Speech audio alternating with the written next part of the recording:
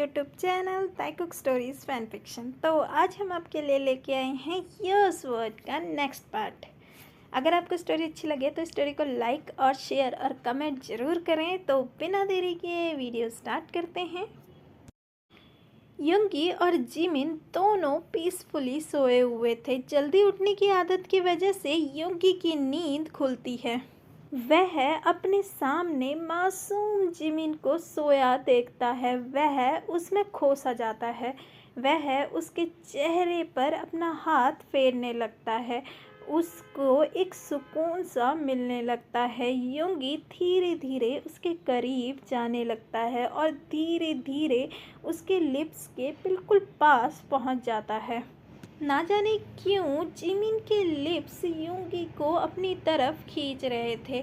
वह उसको किस करने ही वाला था, तभी जिमिन कहता है, अंकल आप ये क्या कर रहे हैं। जिमिन की आवाज़ सुनते ही युंगी अपनी दुनिया में वापस आता है और वह फौरन जिमिन से दूर होता है और जिमिन की तरफ देखता है। जिमिन अपने मायूस इनोसेंट आइज़ के साथ युंगी को देख रहा था। युंगी हकलाते हुए कहता है, नहीं वो तुम्हारे गालों में कुछ लगा हुआ है। युंगी जिमिन के गालों में हाथ लगा के उसे हटाने का नाटक करता है और कहता है, अब हट गया।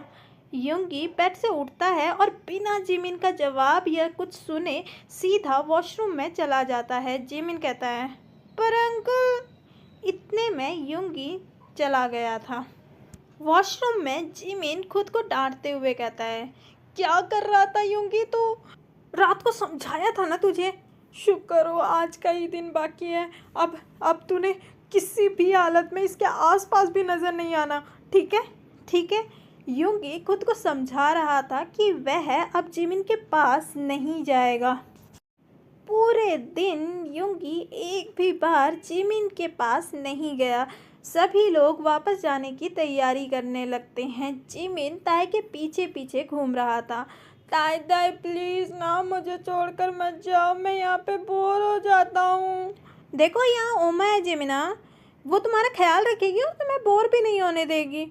नहीं, ओमा बिल्कुल मेरे साथ नहीं खेलती। वो पूरे दिन थक जाती है काम कर कर कर। मुझे तुम्हारे साथ जाना है। मुझे तुम्हारे साथ ले जाओ तुम। जिमिना, वहाँ तुम्हारा कौन ख्याल रखेगा? वहाँ रूम में भी कोई नहीं होता।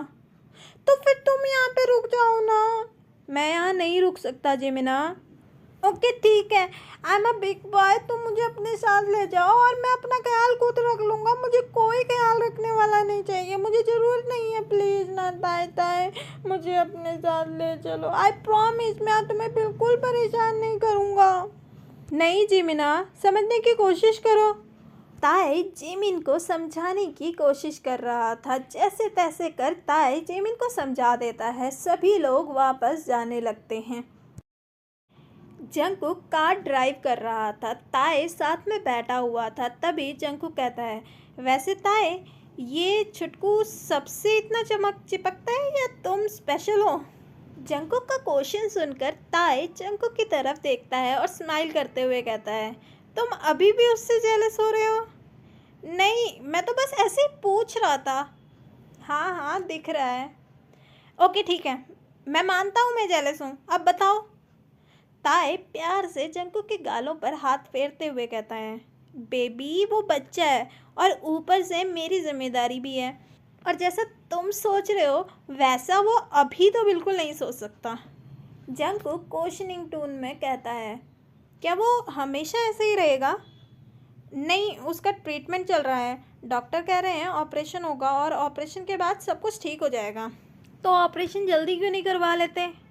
ताई जंकुक की तरफ देखता है और कहता है, मैं भी यही चाहता हूँ, पर अभी उतना मेरे पास पैसे नहीं हैं। कभी कभी तो ट्रीटमेंट का खर्चा ही उठाना मुश्किल हो जाता है, क्योंकि मुझे अभी इतनी सारी सैलरी नहीं मिलती ना। वो ठीक हो जाएगा ना ऑपरेशन के बाद, कंफर्म है? ओके फिर तो ठीक है ना, मैं उसका इलाज करवा देता हूँ और अपनी जिम्मेदारी से मुक्त हो जाओ तुम। नहीं जंकुक, मैं तुमसे कैसे पैसे ले सकता हूँ? क्यों नहीं ले सकते? मैं तुम्हारा हूँ, मानते हो ना? ताए हाँ में सिर हिलाता है। फिर जंकुक अपनी बात पूरी करते हुए कहता है, तो मेरे पैसे भी तो तुम्हारे ही हुए। नहीं जंकुक, ऐसे कैसे हो सकता है? मैंने अगर तुमसे पैसे ले लिए तो ऐसा लगेगा कि मैं तुम्हें पैसों के लिए प्यार करता हूँ और मैं अपने प्यार को ऐसे पैसों में नहीं तोल सकता।